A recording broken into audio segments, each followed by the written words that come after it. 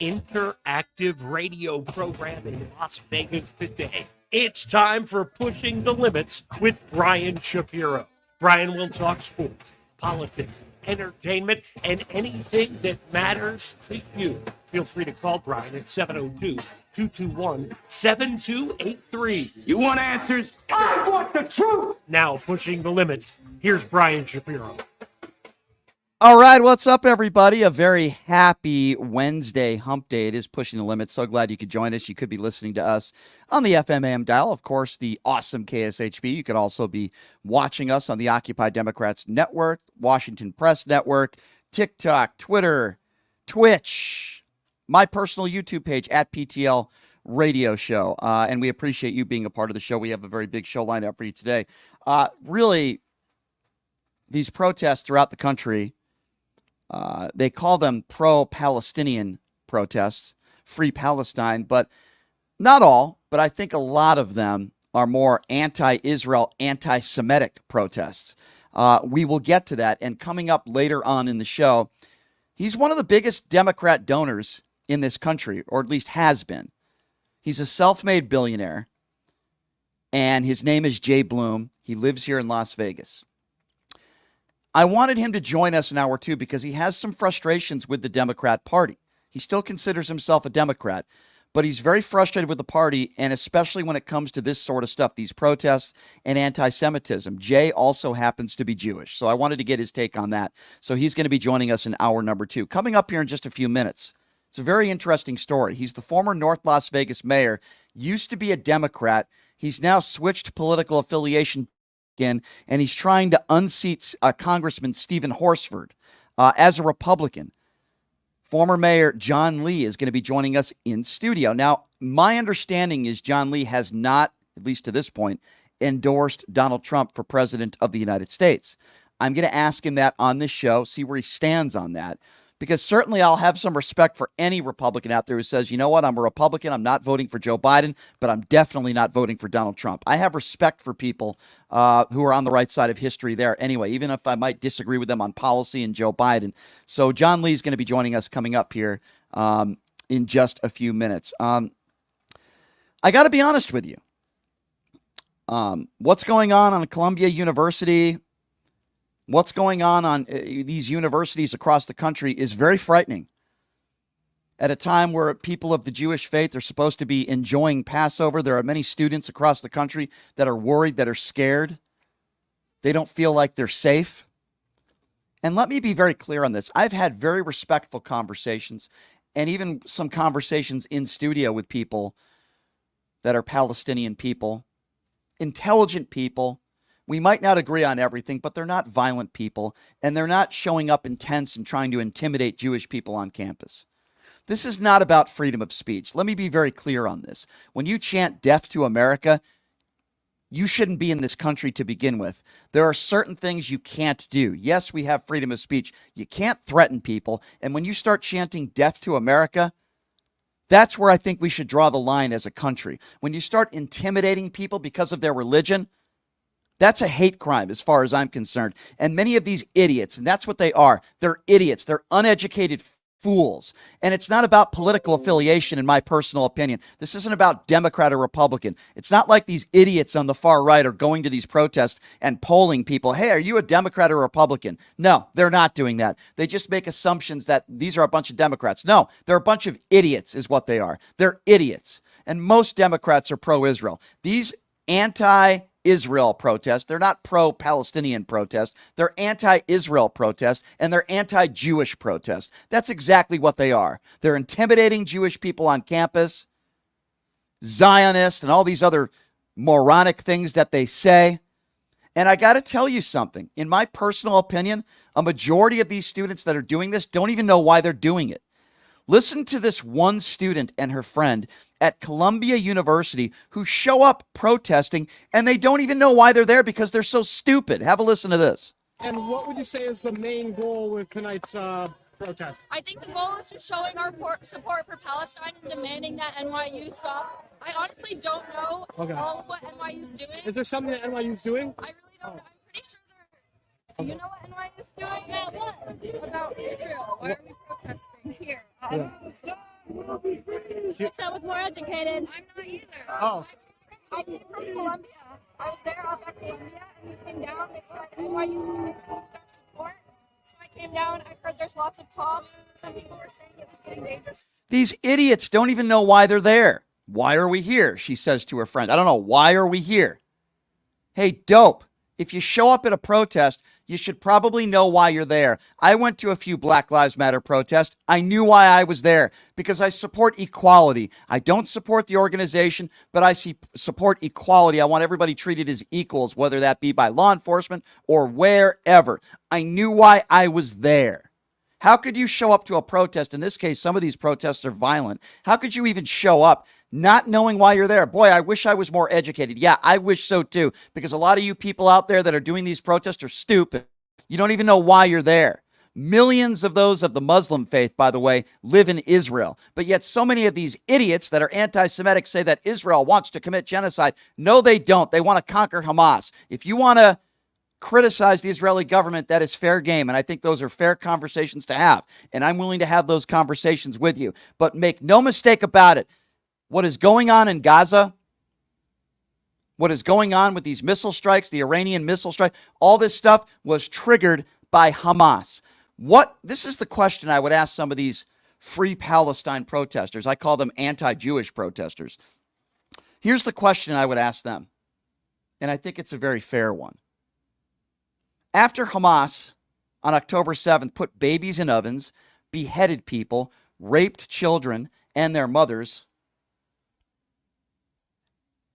how should Israel have responded to that? What was Israel supposed to do? Just say, boy, that's really terrible. Please don't do it again. How was Israel supposed to respond? Members of Hamas have infiltrated themselves among innocent people. How was Israel supposed to respond to that? Now, I'm not saying that Israel does not have a responsibility for the least amount of casualties. Trust me, I understand that. But the fundamental difference here is that if Israel just put their weapons down and raised the white flag, Israel would cease to exist. Because so many of these people that are free Palestine protesters, the ones, I hate to use the term educated, a lot of them are not. But they don't want Israel to exist. If they had it their way, they're on the side of Hamas. If you ask them, which side are you on? The evil, murderous, terrorist Hamas or Israel, the innocent Israeli people? I do believe a lot of these Palestinians would say we're on the side of Hamas because these people are evil. That's why. Now, there are some really good Palestinian people out there. There are good people out there that want a two-state solution. There are good people out there that are very fair. There are good people out there that just don't want violence. They don't want innocent people to die, and I don't blame them. I don't want innocent people to die either. Could be in Gaza, could be in Israel, wherever. I don't want innocent people to die either. I'm with you. I share your pain. I'm with you. But these people that are on these campuses across the country that are trying to intimidate innocent Jewish people. I cannot believe this is happening in the United States of America. What happened? And I got to tell you something. Law enforcement, you need to be stronger. And I know I commend law enforcement. Yesterday, they were at Columbia University getting them out of there. This needs to happen throughout the country. This type of behavior cannot be tolerated by good American people. We can have political discourse. We could have opinions. We can have conversations. Maybe you have some criticisms for the Israeli government. Very fair. Let's talk about that. Hamas wanted this to happen. These are very, very, very tumultuous, emotional times for a lot of people in this country. And there are things that are more important than politics. And this shouldn't be about politics. This shouldn't be about right and the left. It should be about right and wrong, right? You have people throughout the country that are holding these protests at universities that are very hateful people, bigoted in nature. I don't know. Tell me, have you seen pro-Israel rallies where they're intimidating innocent Palestinian people? Maybe I'm wrong, but I haven't seen any of that. We've seen it in videos not just the last couple days, but weeks and months, of innocent Jewish people being intimidated, some being physically assaulted. That has no place in this country. People chanting death to America has no place in this country. Where are we as a country now where this is even allowed? And again, I go back to people saying, well, Brian, freedom of speech, freedom of speech. I understand that. You can't threaten people. You can't intimidate people. And these universities, some of them, have not handled this very well. And it's really sad. And New England Patriots owner and Columbia alumni Robert Kraft, he established the Kraft Center for Jewish Student Life at the university, announced he was pulling funding. Good. Good. Amen, Robert Kraft. The way Columbia University has handled this is an embarrassment, and they are embarrassment. It's also happened on the Harvard campuses earlier today. Meta executive and former news anchor Campbell Brown said, I'm on my way to Israel where my two sons will be safer and feel more welcomed than they would be today on the Upper West Side, where Columbia's campus is located. How pathetic is that? Rabbi Eli Bushler of Columbia's Orthodox Union pressed Jewish students to return home as soon as possible and remain there until the reality in and around campus has dramatically improved. How sad is that? Encampments of pro-Palestinian protesters similar to the one at Columbia have popped up on other campuses, including USC today, MIT, NYU, Berkeley, Michigan, and others. It's an embarrassment. And the growing intensity of pro-Palestinian protests have been met with an aggressive crackdown from school administrators and police now, as opposed to several days ago, where I feel like it wasn't met very well. A lot of arrests, a lot of suspensions, and class cancellation. Very sad situation. And it is important to note that the death toll in Gaza has risen past 34,000 people. That's 34,000 too many. It's horrible. Don't blame Israel. Blame Hamas. And Jewish students on several campuses say criticism of Israel has veered into anti-Semitism and made them feel unsafe, according to the Associated Press. And the campus chaos is hitting new levels. Jewish students and faculty members all across the country are celebrating Passover in fear. Meanwhile, while this is all going on, Israel's military, meanwhile, is moving closer to invading Rafah, the last Hamas stronghold in Gaza. This is, and these are, unprecedented times that we are living in today. The hate and the bigotry. I don't remember this when I was in college. I remember when I was in college, and, listen, I'm 44 years old now. I'm getting old. I remember when I was in my early 20s, the big story, of course, with Columbine. The Columbine shooting was a big, big story. 9/11, of course. Big story. Al-Qaeda defeating evil. Did we have this hatred in this country that we have now? I don't recall. I don't remember. Yeah, there are always going to be bad people and bad criminals, but these large groups of protests that are happening at these levels across college campuses throughout the country, I don't remember any of this stuff happening. There was always a conflict in the Middle East, and maybe not to the level of what took place on October 7th. I understand that. But what happened? What happened to this country? What happened to this country when, if you're an innocent American and you happen to be Jewish on a college campus, you're at the point where you can't even go to class because you're in fear for your life? What happened? I don't know the answer to that.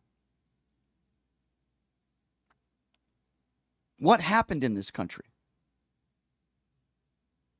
Why are people lashing out? I do feel like there are 18, 19, 20, 21-year-olds who are very stupid, who are not educated, who don't understand the severity of the situation in the Middle East. They're very uneducated, and they just want a right to lash out. They just want an excuse to protest. Now, there are a percentage of those people that are doing so. I played you some of that audio. They're very stupid people, very dumb.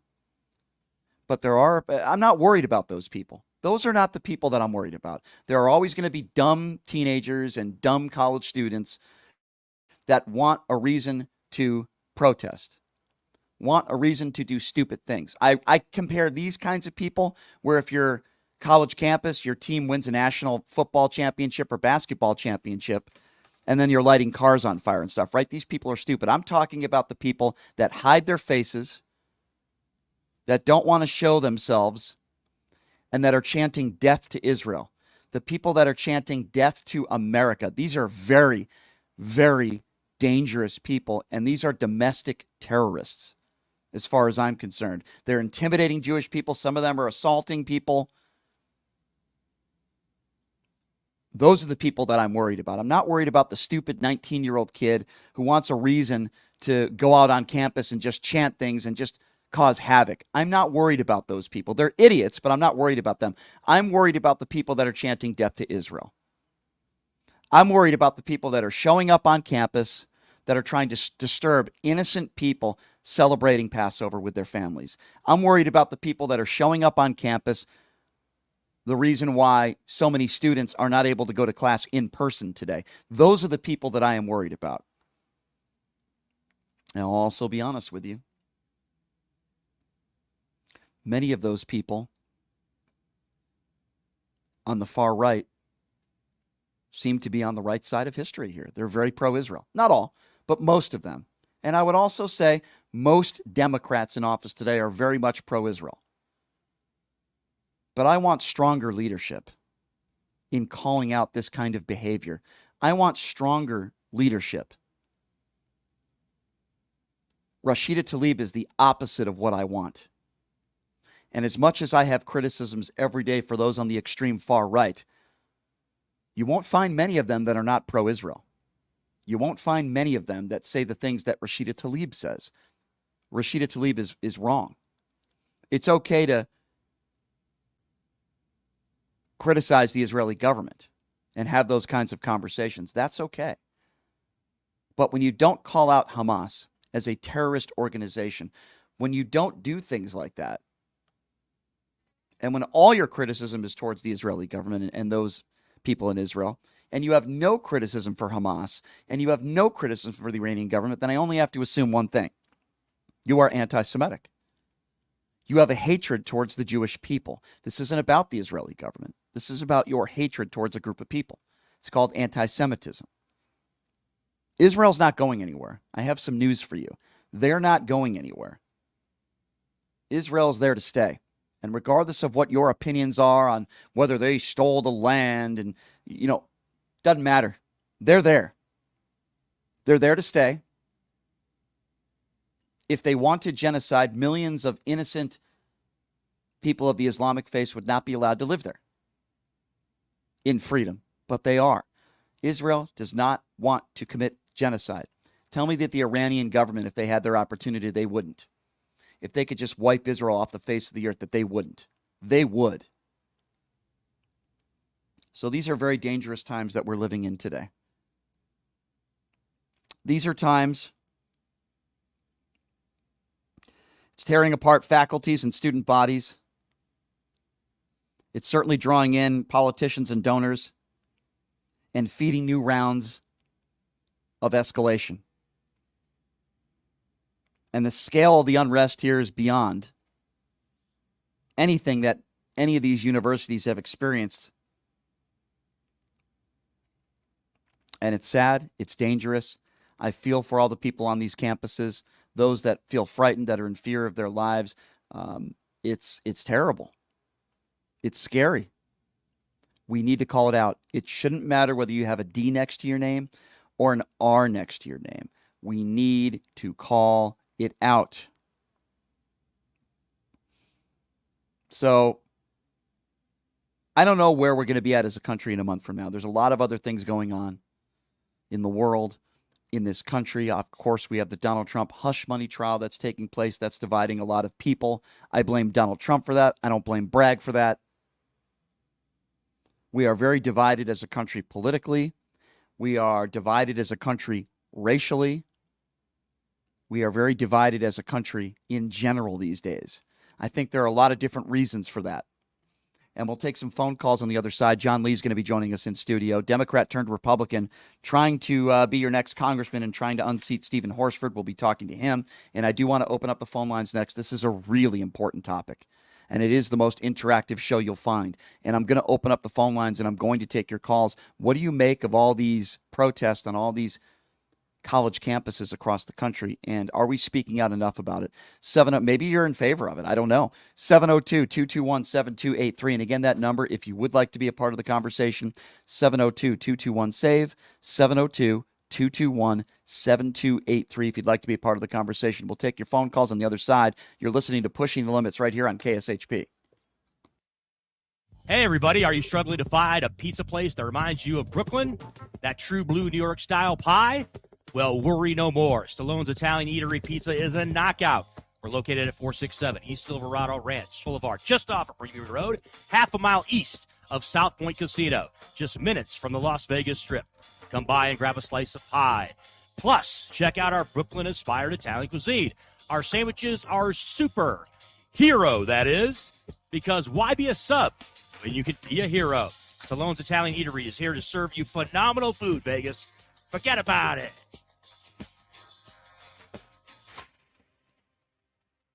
Hunter Kane, and I'm talking with you for a call to action for our veterans in Clark County.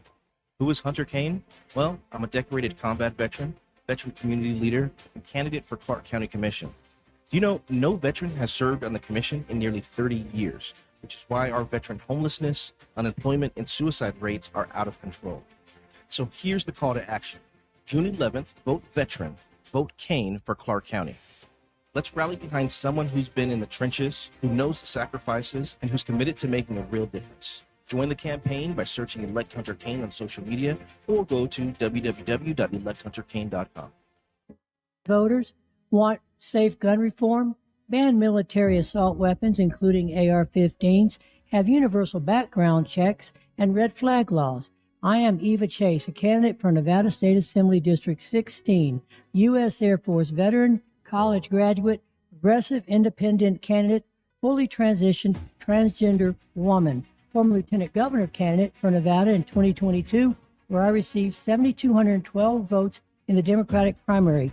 Follow me on Facebook, X, Instagram, TikTok. Donate to my campaign bot fund account and stay progressive. Residents of Las Vegas Ward 5, are you ready for a brighter future? I would like to introduce myself, Dr. Erica Smith, your people's choice for City Council. With a vision for progress and the fortitude to make it happen, I'm committed to moving us forward. I am not just a candidate, I am a fighter for you. With myself on the City Council, you can expect a real change and a community that thrives. Vote for Dr. Erica Smith because together we're building a better tomorrow. To learn more about me and my campaign, go to www.ericaforlasvegas.com or by the Vote Dr. Smith Committee. Did you know that 99% of air conditioning issues start with airflow issues? Well, guess what? Pioneer Air has your back. They've been operating for 20 years in the industry within the Las Vegas area, large enough to handle all your air conditioning and heating needs, but small enough to know your first name. Pioneer Air focuses on preventative care, much like wellness checks for humans. They believe in wellness checks for air conditioning and heating systems to extend the life of the system you own. So what are you waiting for? Schedule your wellness check with Pioneer Air today. The number to call is 702-831-4840. Here's the best news. Mention this ad and you'll receive 10% off. Call Pioneer Air today. 702-831-4840. That number again, 702-831-4840. At Safe Steps Academy, we're on a relentless mission. We're not just teaching CPR, we're We're igniting a movement, spreading the gospel of preparedness far and wide. Our focus is clear: to empower everyday people with the knowledge and confidence to act in an emergency. Picture this: you're out for a walk, enjoying life's simple pleasures, when suddenly a medical emergency strikes. In that critical moment, you're surrounded by trained bystanders who leap into action, their skills honed by Safe Steps Academy. All classes will train individuals and adults, child, infant CPR, AED, and first aid. Classes are laid back, hands-on, and equip you for real-life emergencies. Instruction is approximately 1.5 hours long. Located at 4079 North Rancho in Alexander, behind Timbers Bar. Contact Michelle for an appointment at 702-583-5838 or go to SafeStepAcademy.com.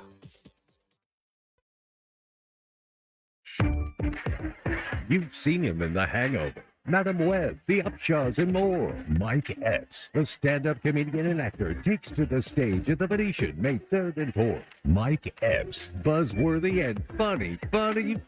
Mike Epps, May 3rd and 4th at the Venetian. Tickets are available at the box office or by calling 702-414-9000 or 866-641-7469. The most playful bar in Vegas, Playground. Inside the Luxor, a 15,000 square foot bar and entertainment destination. There's no VR, no arcade, just tactile games, memory games, puzzle games, team games, all in a magical environment inside Luxor. Playground. Open daily at noon. Must be 21. Playground. Learn more at playground.com.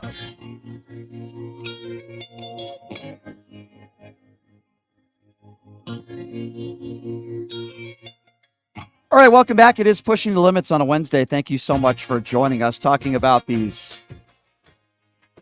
They call them pro-Palestinian rallies. I call them anti-Jewish rallies on college campuses across the country. It's just absurd. I can't believe the times that we're living in today. Meanwhile, while all this is going on, Moscow, Marjorie Taylor Greene, completely embarrassed. If you've been following the news the last several days, glad that this aid Ukraine and Israel package has passed. I do give Mike Johnson credit where credit is due. I don't like Mike Johnson. I don't like his character. I think he's crazy. He's a lunatic. He tried to overturn the outcome of a free and fair election, but I give credit where credit is due, where he's right on this one. And I'm glad Democrats and Republicans in the majority came together and said, yes, we are going to aid Ukraine. We are going to aid Israel. And Marjorie Taylor Greene once again looks like the clown that she is, and she was embarrassed. And these news organizations in Russia, if you call them news organizations, the pro-Putin agenda, they praise Marjorie Taylor Greene. Why is that? Same reason why Vladimir Putin would praise Donald Trump. So obviously we're following that story. The Trump hush money trial taking a day off today. And I got to be honest with all of you. I've never really said this on the air before, but I'm going to say it right now. I actually think now there might be a possibility where Donald Trump goes to jail for breaking the gag order. I mean, he's done it multiple times, over and over and over again. What's the judge going to say? Well, we're going to fine you $1,000 if he keeps breaking the gag orders over and over and over again. So I probably wouldn't have told you that a month ago, but where we're at right now, I have to say we're headed toward. I think we're headed towards that direction. If he keeps breaking the gag order, the judge is going to have no other option but to put him behind bars. Now, some people say, well, that'll make Donald Trump better. That'll be a positive for Donald Trump. I tend to disagree with you. At that point, people that think that way are going to be voting for Donald Trump no matter what. So I don't think it's going to change the outcome in November. Why is Trump doing this? Because he's never had anybody that said, Mr. President, you can't do this. Or Mr. Trump, you can't do this. He's had yes people around him his entire life. He finally is held to accountability. Number to call if you want to be a part of the conversation, 702-221-7283. And again, that number, if you would like to be a part of the conversation, is 702-221-SAVE. Who do we have on the line here? Why don't we start off with Kava? Kava is first up. Hi, Kava. Hi, how are you doing today, Brian? Good. So I just want to talk about what you were just talking about. So I understand their right to protest, fine, whatever. But when you're intentionally blocking roadways, you're causing people problems to get home to their children, their loved ones, that's not okay with me. That's not okay. You can't just decide, yeah, you can protest, sure. But if you are intentionally causing people not to get home to their children, you are the problem. Well, I agree. It's that simple. Yeah, absolutely. I agree with you, and this cannot be tolerated. I find it interesting. It's not just that, Brian. It's also my home country is also at war with Mexico because Mexico decided because one of their people has intentionally gone into my home country and has decided that he has the right to refuge, even though he has charges against him that have been proven. Now Mexico's like, okay, we're going to attack you. It's like, why can't all these nations just get along? We all need to find a way to get along. Well, that in a perfect world, that would be great. As you know, there are a lot of hateful people in the world, unfortunately, and there are a big portion of people in the Middle East that feel like Israel should cease to exist. And while those are the same people that are claiming Israel's committing genocide, trust me, if they had their opportunity, they would wipe Israel off the face of the earth. And I'm sad that is happening in the Middle East. I cannot believe what is happening here in this country. I cannot believe the protests that are going on these college campuses across the country. Some of these people are just idiots. They're just idiots who don't even know what they're protesting for. They're complete idiots. They don't know what took place. And then you have these old Trumpers who are supporting a guy who you have already said multiple times has been held liable in the court of his peers for SA. How can you still support that? That makes no logical sense. Yeah, well, I talk to people. Cava, you're absolutely right. Good to hear from you. I talk about that all the time on this show. I'm also going to say this, and I know there's a lot of people that'll probably disagree with me on this. If you're chanting death to America, you should be immediately arrested, sent to jail, or deported, or whatever. I'm all for freedom of speech, but when you say death to America, I consider that a direct threat. And some of these Free Palestine idiots throughout the country that are doing these protests are chanting just that. Death to America. Then get the hell out. Get the hell out. Death to America. Give me a break. 702-221-7283. Again, that number is 702-221-SAVE. Let's go to Joseph. Joseph is next on Pushing the Limits. Hi, Joseph. Yeah, hey, bro. Joseph, are you there? Yeah, I'm here. Okay, really hard to hear you. Yeah, I'm just walking. But anyway, okay. Hearing about the... Yep, go ahead. Go ahead, yep. Okay. All right. Anyway, hearing about those protests, basically this is why I left college for a reason, because I don't want to be part of any of this stuff they're doing. Joseph, I've got to put you on hold, my friend, because it's really hard to hear you. Stay on hold, and we'll get back to you. 702-221-7283. Let's go to Julian, who's next up on Pushing the Limits. Hello, Julian. Hey, man. Good to talk to you again. It's funny how you talk about, yes, death to America, obviously not okay, but what I do think needs to die, if you'll just bear with me for a second, is this version of America that the Republicans are pushing for. The version where the truth is subjective and people can do whatever the hell they want.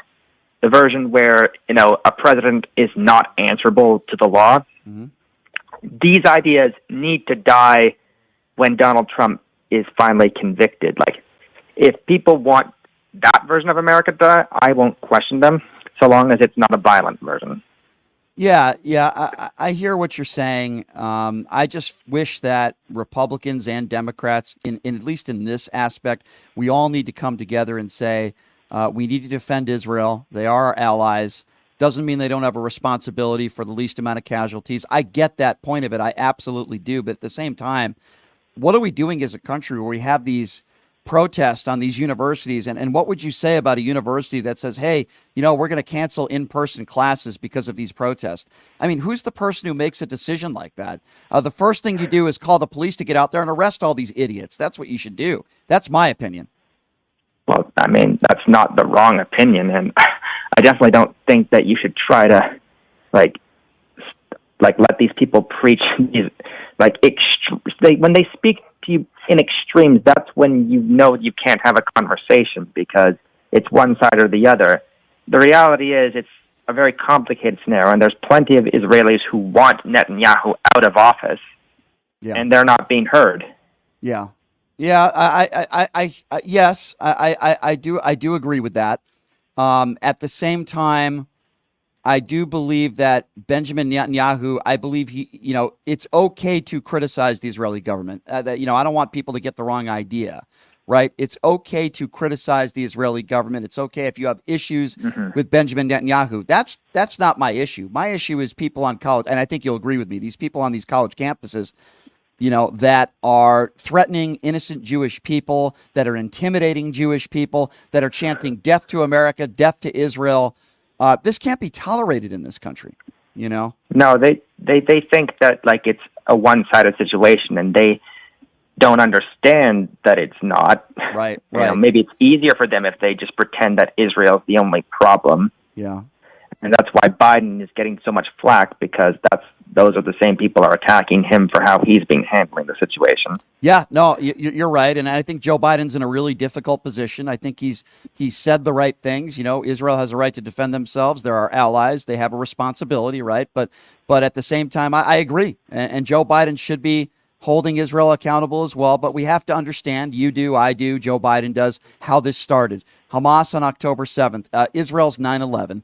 So we have to support them. They have a right to defend themselves. And these anti-America, anti-Israel, anti-Semitic people that are the majority of those people, I believe, that are at these protests, we need to call them out.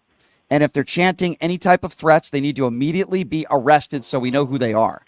That's what I think. Yeah, no, terrorists cannot be tolerated in any form. Yeah, I say this exactly. I say the same thing about January 6th insurrectionists. These people are no better, no worse. They all belong in jail as far as I'm concerned, and I appreciate your call, my friend. Thank you, Julian. Appreciate you. Thank you. 702-221-7283, 702-221-SAVE. Let's go to Joseph. Joseph, what's up? Okay. Can you hear me now? Yes, sir. Go right ahead.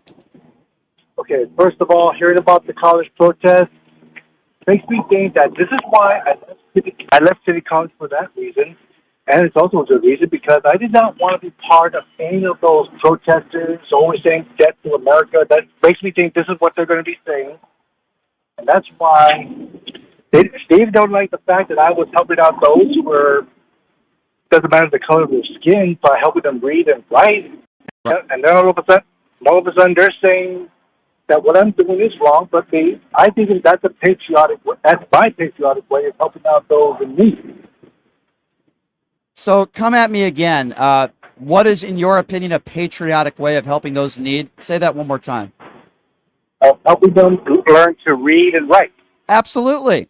Absolutely. I agree with you. You probably should start with a lot of the MAGA supporters. Oh, yeah. Little joke there. What would you say, though, to the universities out there? Columbia, a couple days ago, leadership at Columbia University that said, we're going to cancel in-person classes. Instead of saying, if you're on campus threatening somebody or intimidating our Jewish students, you're going to go to jail, they say, you know what we're going to do? We're just going to cancel classes. Don't you think that's giving in to bad people? I agree. I was just tell them enough is enough. Yeah. And speaking of Trump and the gag orders, I mean, this is what Trump loves the most. He always cares about one thing, and that is his mouth. I don't know why these gag orders are still going. They should have just had them bond and gag. That's what I'm hoping for. Yeah, I tell you what they should do. They should literally put a gag in Donald Trump's mouth for the rest of his life. That's what they should do. I think that would be the only way to get him to shut up. I don't think he's capable. And thank you, by the way, for the call, Joseph. You're right. He's not capable of keeping his mouth shut. He's had yes men around him his entire life. 702-221-7283, 702-221-SAVE. Let's go to Jason, who's next up on Pushing the Limits. What's up, Jason? All right, I'm gonna hit you with some logic so you're gonna understand where we're coming from. Number one, free speech is free speech. Not true. That you're allowed to say it. Not true. That only pertains. Only pertains to the hold government. On. Let me finish. Okay. Let me finish. Go ahead.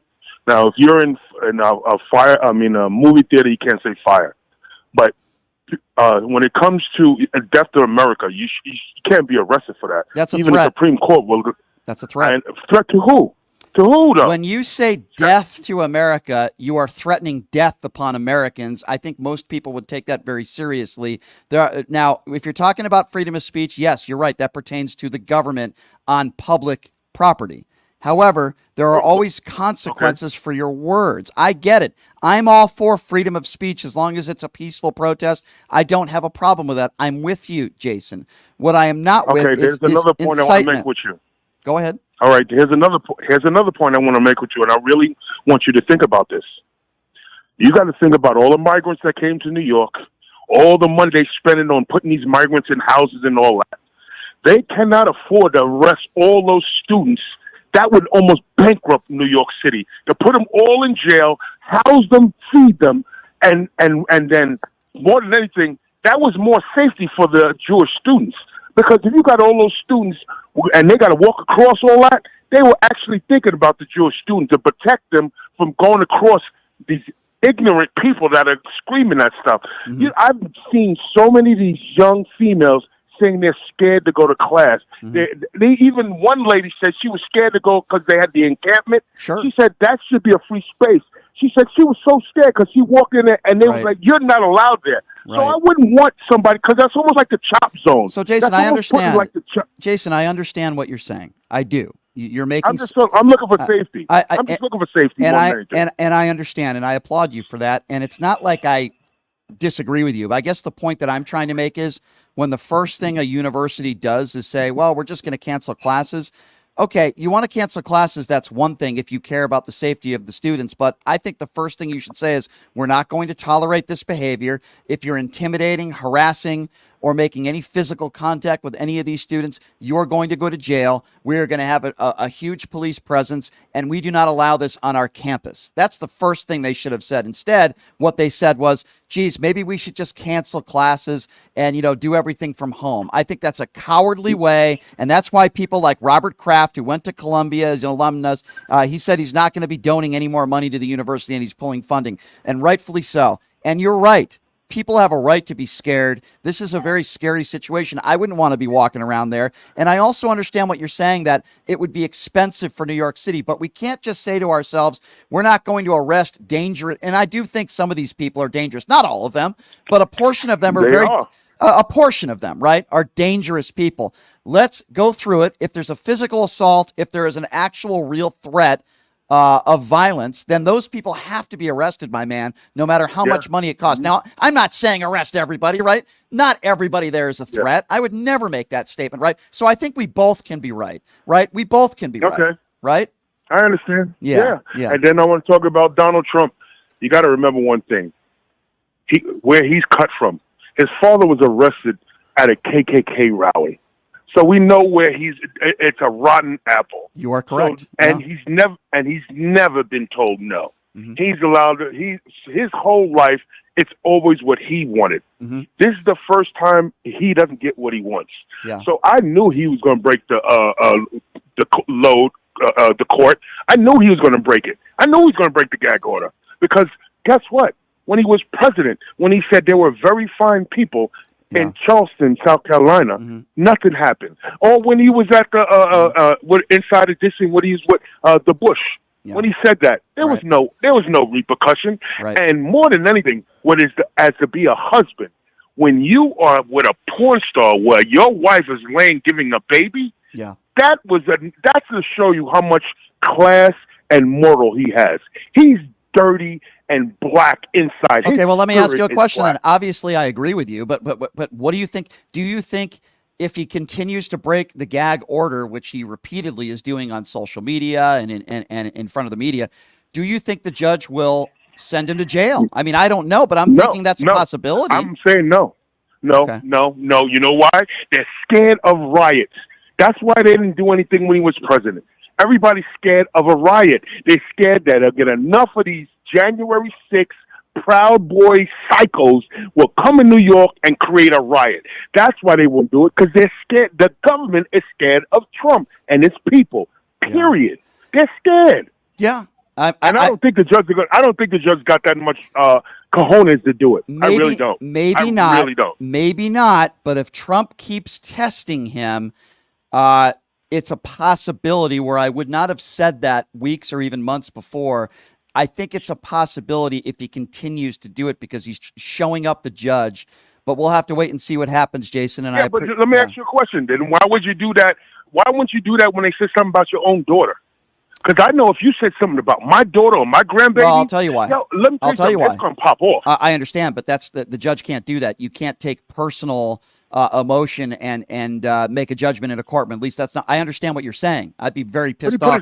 He put our daughter in life. I agree. We know how crazy January 6th are. What about if she would have got shot? I agree with you. I don't disagree with you at all. All I'm simply, from a judge's point of view, they are told you can't make it emotional. Example, if somebody says F you in the courtroom, you can't make an impulsive decision because somebody insulted you. I get what you're saying. I'm with you. I wish you'd put Trump in jail and throw away the key. All I'm simply saying is a judge can't make it personal. But I'm with you, Jason, and I appreciate the call. Really good call. I think you made a lot of really good points. 702-221-SAVE. 702-221-7283. Let's go to Patrick, who's next up on Pushing the Limits. Hello, Patrick.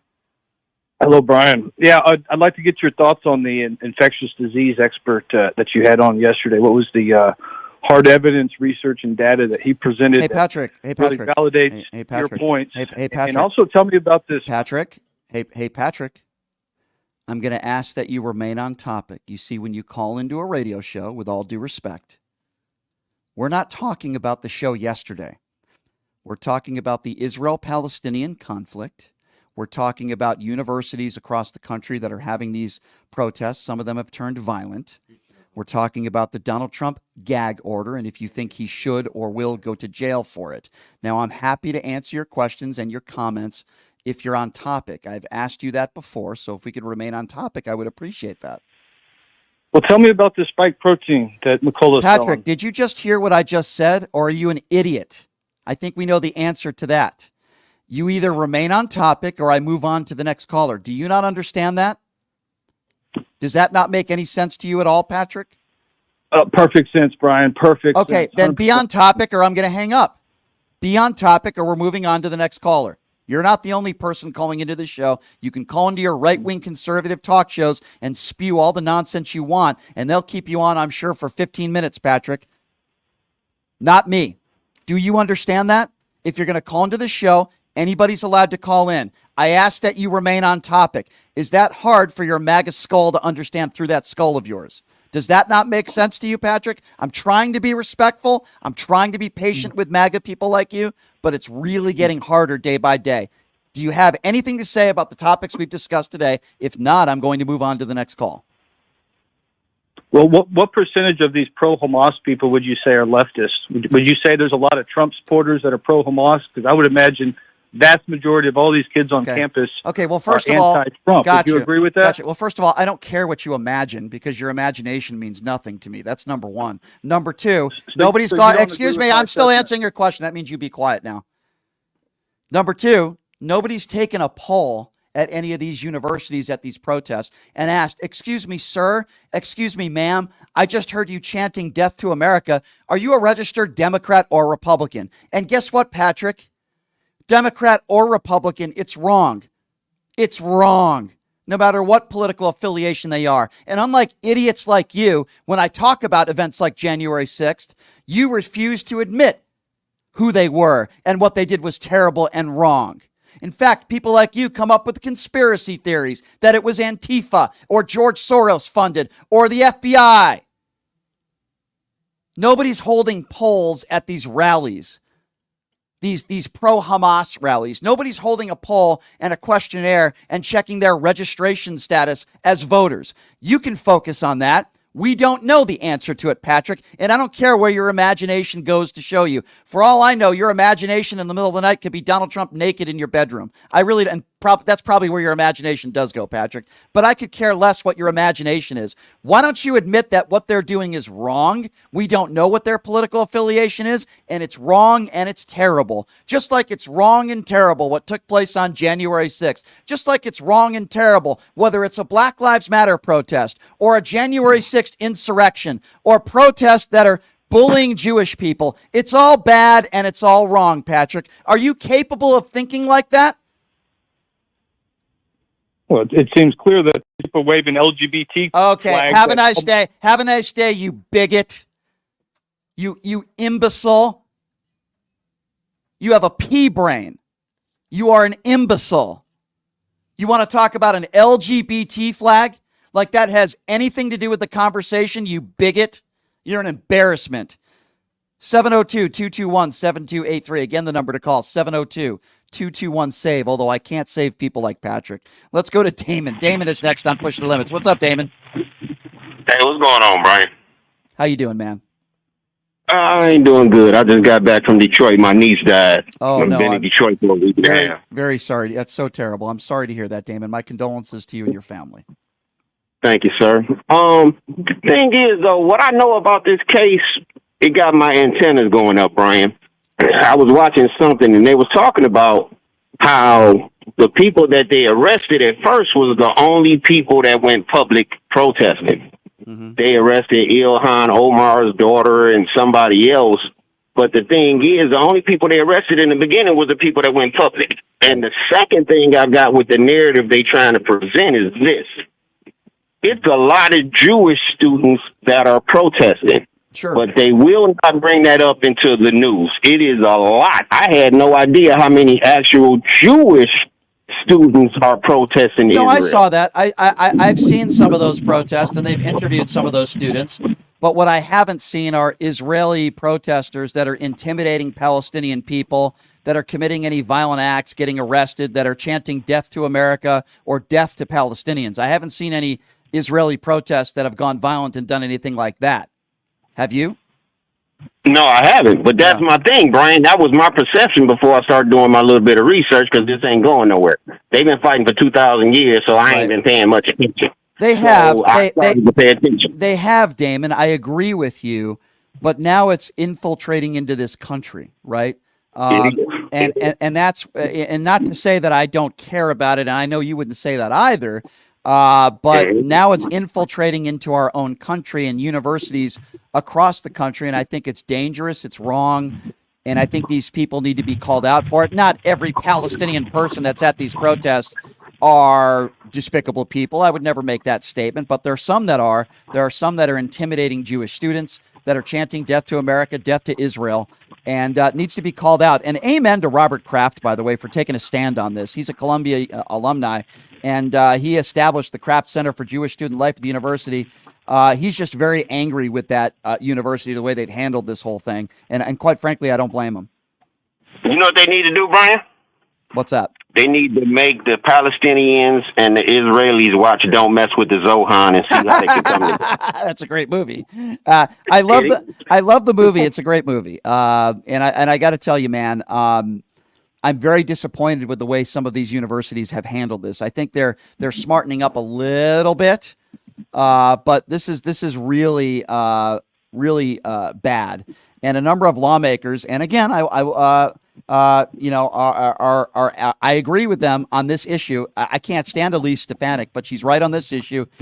Jim Banks, a Republican out of Indiana, Tim Scott, and John Fetterman, who I am a big fan of, a Democrat out of Pennsylvania. They're asking for the president, Shafiq, to step down, and I'm with them. I agree completely.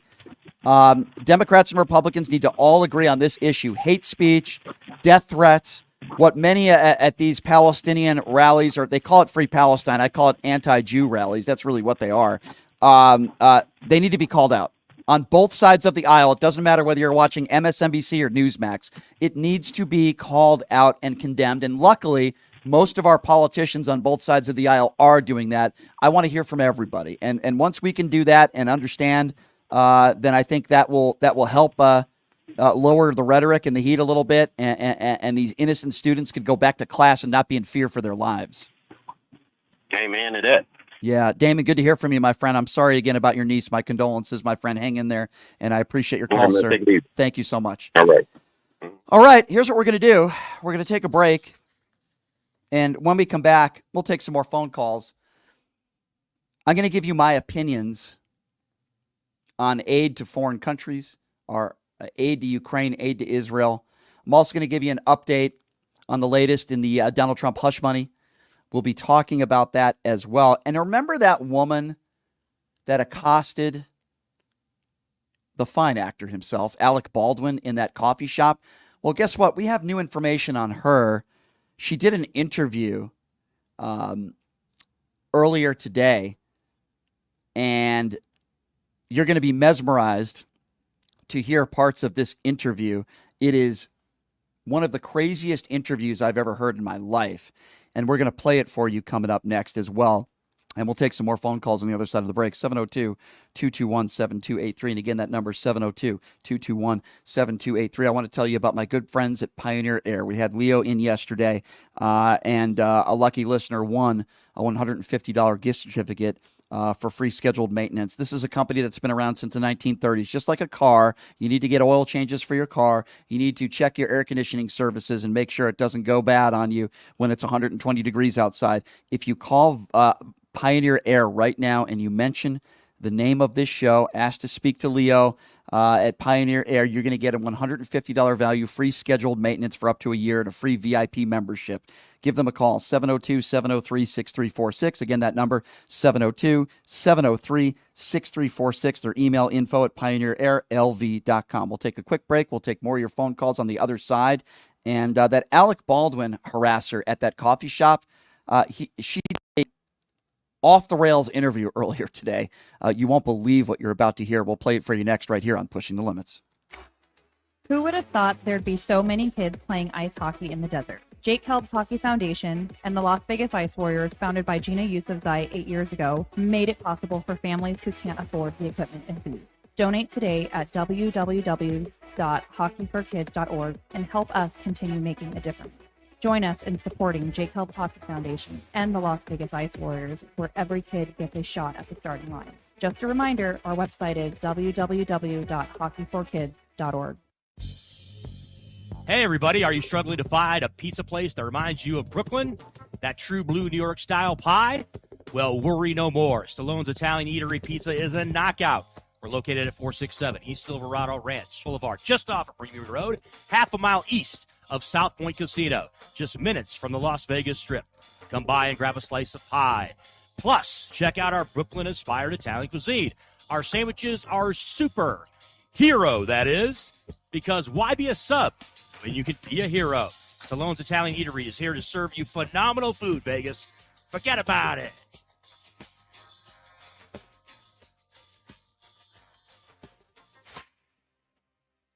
My name is Hunter Kane, and I'm talking with you for a call to action for our veterans in Clark County.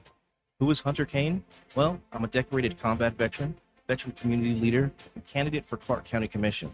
Do you know no veteran has served on the commission in nearly 30 years, which is why our veteran homelessness, unemployment, and suicide rates are out of control. So here's the call to action. June 11th, vote veteran, vote Kane for Clark County. Let's rally behind someone who's been in the trenches, who knows the sacrifices, and who's committed to making a real difference. Join the campaign by searching Elect Hunter Kane on social media, or go to www.electhunterkane.com. Did you know that 99% of air conditioning issues start with airflow issues? Well, guess what? Pioneer Air has your back. They've been operating for 20 years in the industry within the Las Vegas area, large enough to handle all your air conditioning and heating needs, but small enough to know your first name.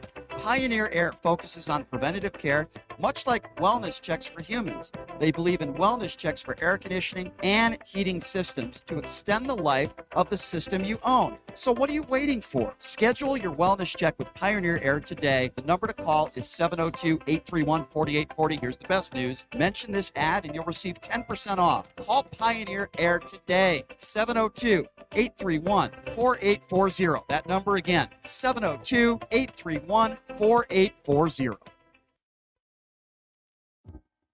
Residents of Las Vegas Ward 5, are you ready for a brighter future? I would like to introduce myself, Dr. Erica Smith, your people's choice for City Council. With a vision for progress and the fortitude to make it happen, I am committed to moving us forward. I am not just a candidate, I am a fighter for you. With myself on the City Council, you can expect a real change and a community that thrives. Vote for Dr. Erica Smith because together we're building a better tomorrow. To learn more about me and my campaign, go to www.ericaforlasvegas.com, paid for by the Vote Dr. Smith Committee.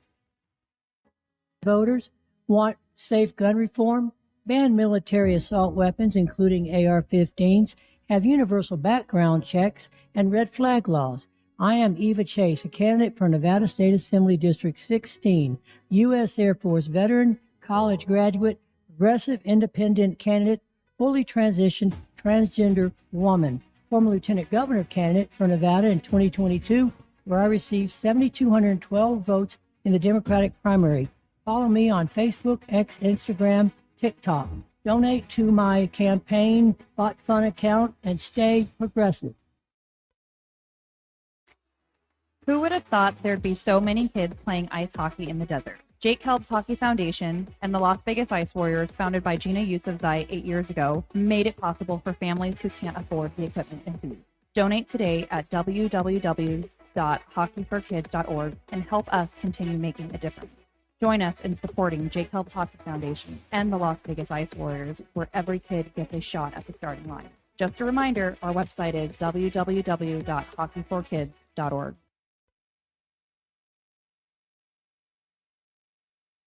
Is your dog suffering from a sensitive stomach? Hi, it's Kelly the Cookie Lady from Mooch's Munchies. Our dogs had super sensitive tummies, and I needed to find a low-fat treat that wouldn't give them gas or other issues. Most of the treats on the market were loaded with fillers, chemicals, and chicken fat. Many of them weren't even food. Well, I knew I could do better, so I developed Mooch's Munchies, and I'm happy to be able to share them with you. Stop by our store or our website, moochesmunchies.com, and find out why we say that Mooch's Munchies are totally pawsome. The London Bridge Resort in Lake Havasu is the perfect place to vacation in style. Their beautifully designed suites include stunning views, a kitchenette, and free Wi-Fi. The well-reviewed and affordable resort has tons of amenities, including a breakfast buffet, kids camp, a 9-hole golf course, 3 pools, a marina, boat tours, a water slide, and a great nightlife scene. London Bridge Resort is centrally located in Lake Havasu City, Arizona. Go to londonbridgeresort.com to plan your getaway today. London Bridge Resort, your Arizona oasis destination.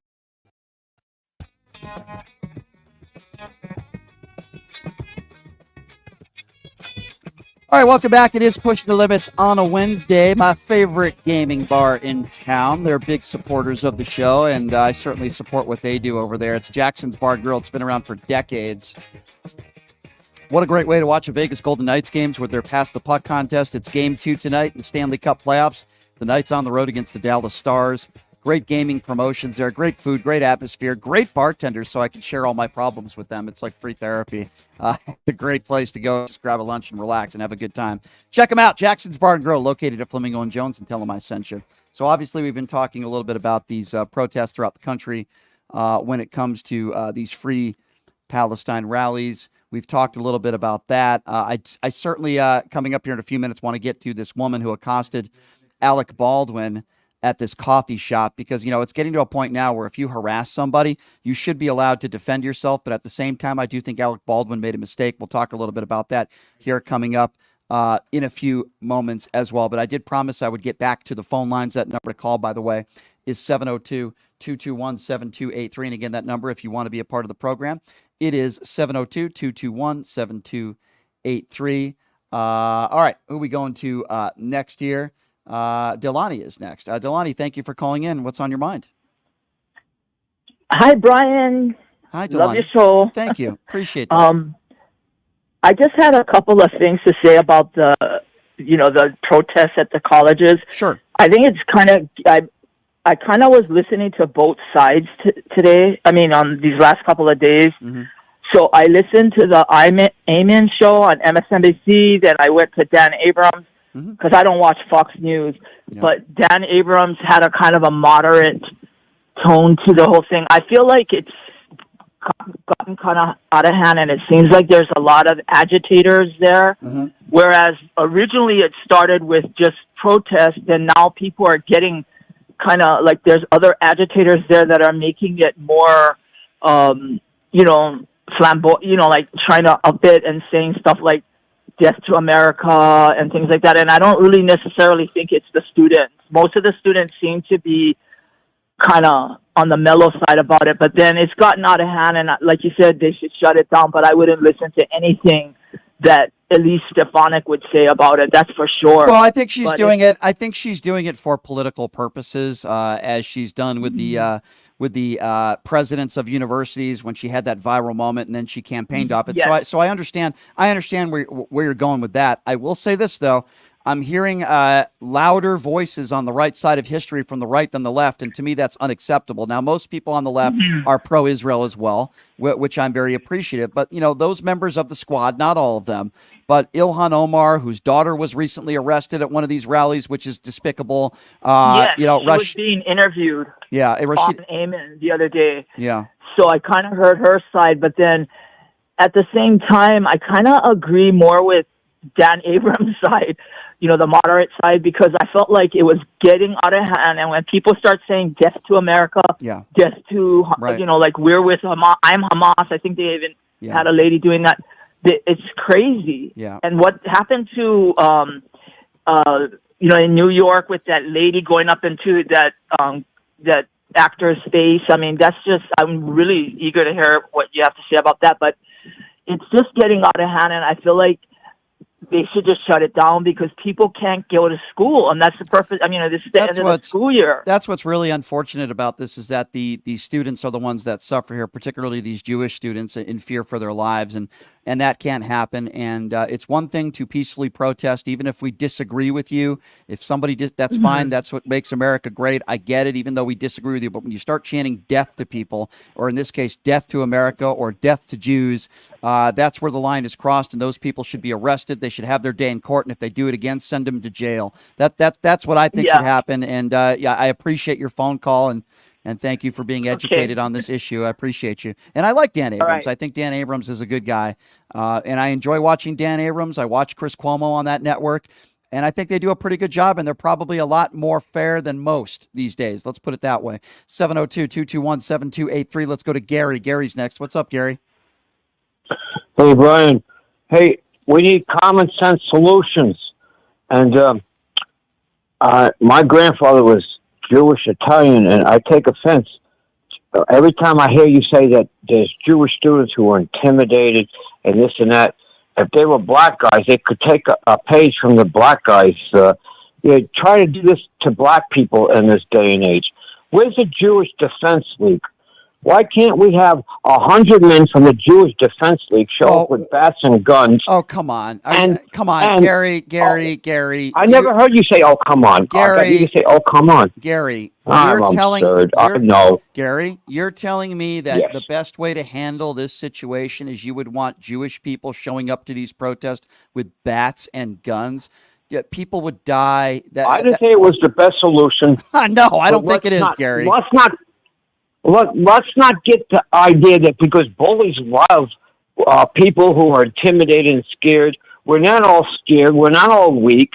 And I'm not saying enough. I'm not saying they're weak. But when you go onto a campus as a 19-year-old kid and you're trying to go to class and you see a bunch of these protests, some of them violent towards Jewish people, how would you not be a little intimidated or scared? It doesn't mean you're a weak person and you're not able to defend yourself. What it means is they're intimidating students, they're threatening students, and it doesn't mean, Gary, that these people are weak in any way, shape, or form. But your response would be to have these people show up with bats and guns is absurd.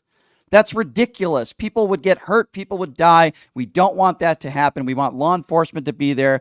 And if those students, particularly the Jewish students, feel like they should stay off of campus or until things settle down, I have no problem with that at all. And I wouldn't define those people as weak.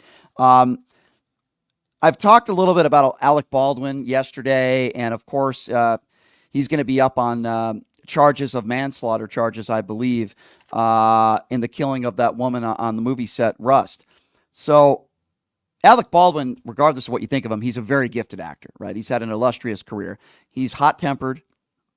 He, at times, could be a jerk, particularly to the paparazzi, but he's a gifted actor. Imagine being in a coffee shop, just getting coffee. We all do it, right? And somebody starts accosting you. A crazy lunatic woman by the name of Crackhead, what's her name? Crackhead Barney, is that her name? I've never heard of this woman before. She does look like a crackhead. Crackhead Barney. She goes into this coffee shop. I played the audio for you yesterday. And she's forcing Alec Baldwin, or at least trying to force him to say Free Palestine. Then she calls him a criminal. She starts swearing at him. She puts a camera in his face. And at the end of the video, he smacks it out of her hand. Now, is that assault? I don't know. You can be the judge of that. But this woman is a complete lunatic.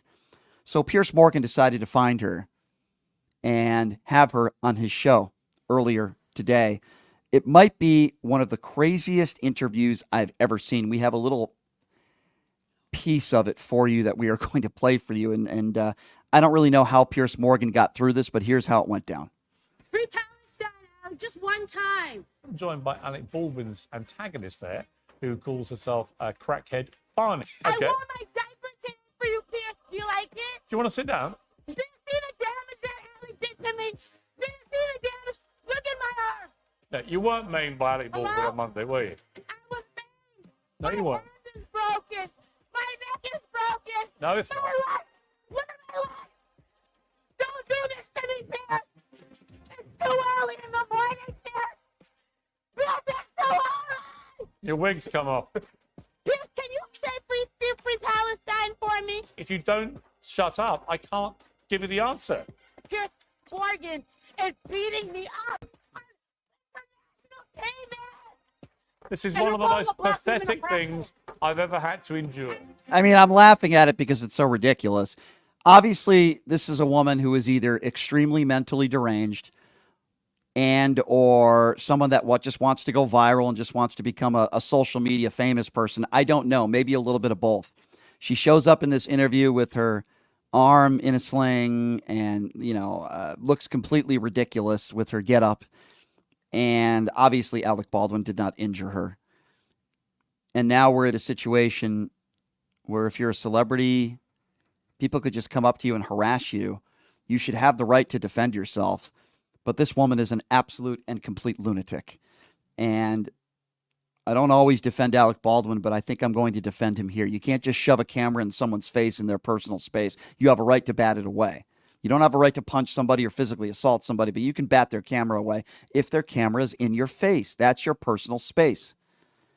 And we live in a day and age now where everybody tries to make a name for themselves on social media. Everybody tries to make a name for themselves with their personalities of who they are and what they do, to try to be the first to a story, to try to antagonize somebody famous, whether it be a celebrity or whoever. And again, it's pathetic and it's dangerous. And Piers Morgan giving this woman a platform to me is an embarrassment to his show. It's an embarrassment. He should be better than that. And that's not right. All right, so here's what we're going to do. We're going to take a quick break. And coming up next, he has been known as one of the biggest Democrat donors in the world. He is a self-made billionaire. He lives here in Las Vegas. But Jay Bloom is not supporting Joe Biden for president. He's also not supporting Donald Trump. He's supporting Robert F. Kennedy Jr. He's going to tell us why. And I want to get his thoughts on some of these protests that are happening at universities across the country. So one of the biggest Democrat donors on the planet, but he has some criticisms for the Democrat Party. Jay Bloom is going to be joining us next. We'll take a quick break, and we will be back right after this. It's Pushing the Limits right here on KSHP. My name is Hunter Kane, and I'm talking with you for a call to action for our veterans in Clark County. Who is Hunter Kane? Well, I'm a decorated combat veteran, veteran community leader, and candidate for Clark County Commission. Do you know no veteran has served on the commission in nearly 30 years, which is why our veteran homelessness, unemployment, and suicide rates are out of control. So here's the call to action. June 11th, vote veteran, vote Kane for Clark County. Let's rally behind someone who's been in the trenches, who knows the sacrifices, and who's committed to making a real difference. Join the campaign by searching Elect Hunter Kane on social media or go to www.electhunterkane.com. Hey, everybody, are you struggling to find a pizza place that reminds you of Brooklyn? That true blue New York style pie? Well, worry no more. Stallone's Italian Eatery Pizza is a knockout. We're located at 467 East Silverado Ranch Boulevard, just off of Premium Road, half a mile east of South Point Casino, just minutes from the Las Vegas Strip. Come by and grab a slice of pie. Plus, check out our Brooklyn-inspired Italian cuisine. Our sandwiches are super. Hero, that is. Because why be a sub when you can be a hero? Stallone's Italian Eatery is here to serve you phenomenal food, Vegas. Forget about it.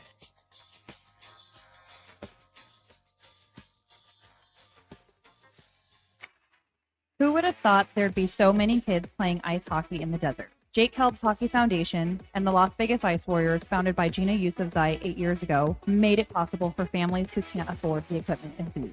Donate today at www.hockeyforkids.org and help us continue making a difference. Join us in supporting Jake Helb's Hockey Foundation and the Las Vegas Ice Warriors, where every kid gets a shot at the starting line. Just a reminder, our website is www.hockeyforkids.org.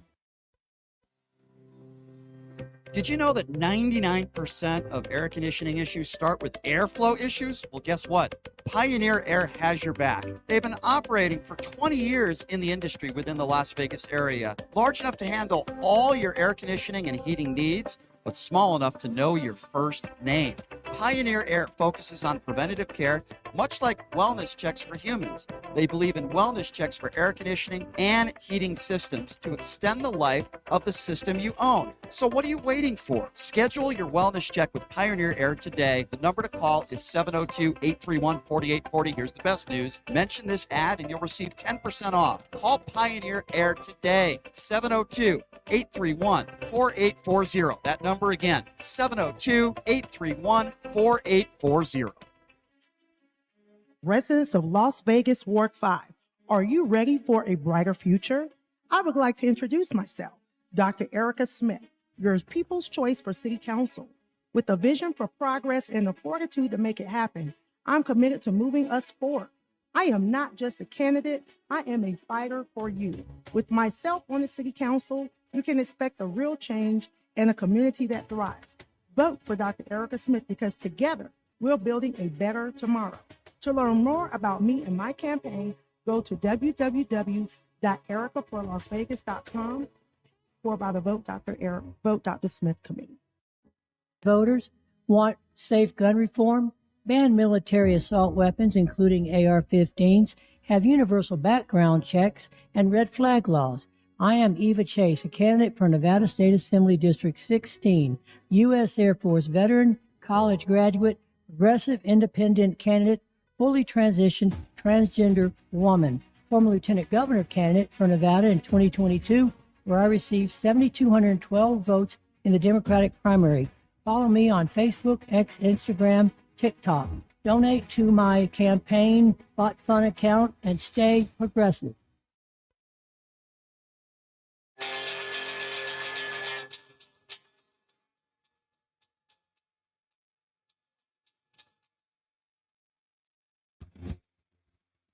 All right, welcome back. It is Pushing the Limits on a Wednesday. Thank you so much for joining us. You know, my interview with Dr. Steve McCullough went viral, so much so that InfoWars did 30 minutes attacking me on it.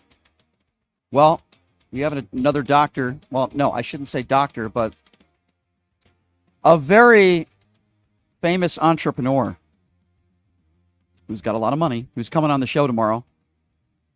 And he is very anti-vaccine. In fact, he's dedicated his life the last several years to telling people not to get the vaccine. He's going to be joining us on the show tomorrow. I've been talking a lot about these rallies across the country.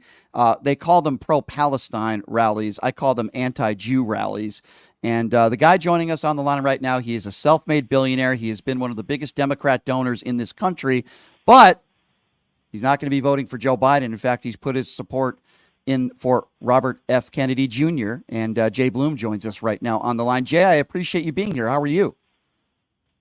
I'm doing well. How are you doing, Brian? I'm doing okay. Did I characterize that right? It is safe to say that you are not voting for Joe Biden. You are full on 100% in support for Robert F. Kennedy Jr. Is that fair to say?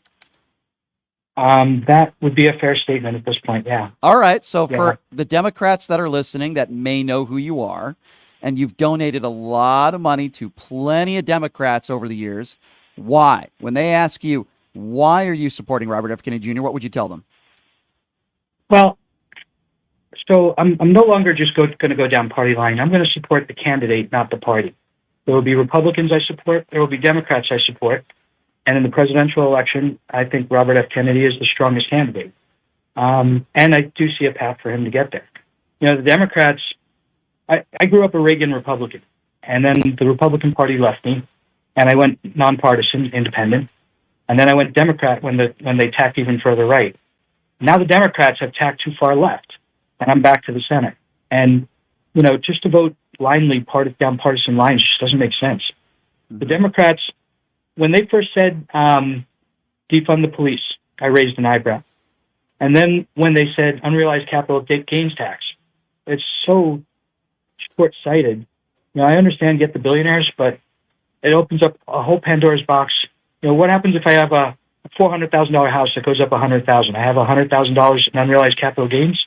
Now I have to pay $40,000 in tax. If I don't have the money, I have to sell my house. The same is true with stock or cryptocurrency. It would cause a crash in every market for people just selling assets to cover their tax bill. And what does that mean in terms of unrealized capital losses? Do I get to say my house went down at $100,000? I'm going to take a deduction? I mean, it's just so short-sighted that, you know, it really put me off. And then the most recent thing is these pro-Palestine, I've even seen pro-Hamas rallies.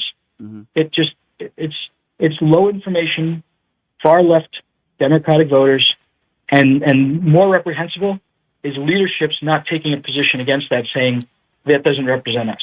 Let me ask you about that, because we can get back maybe to Robert F. Kennedy Jr. a little bit later. But I do hear a lot of people on the right saying that these are all far left protesters. And obviously we're going to be in agreement with how disgusting some of these people are that are doing these protests. But with that being said, how do we know that they're all far left? Like, I don't understand that. When people ask me about January 6th, I say, well, we know these people were far right. They'll say, Brian, how do we know that? Well, because over 1,000 of them that were convicted, look at their social media. It was proven they were from right-wing fringe groups. They were Donald Trump supporters. We know that based on the evidence that was presented in the courtrooms. But why would we assume that these are all leftists? Like, is somebody doing a poll? Like, I don't understand that. So I think that you even mentioned that it was Ihab Omar's child that got arrested at one of these. Sure. She's a Democrat, sure, but that's one Democrat. No, I understand, but I have yet to see a Republican come out and support Palestine over Israel's right to exist. I was watching the news. I saw Lindsey Graham on the news, and this was before I moved to nonpartisan. And Lindsey Graham was talking on the news about how Israel deserves the right to defend itself and the right to exist. And I found myself conflicted in saying, go Lindsey Graham. I mean, it just didn't.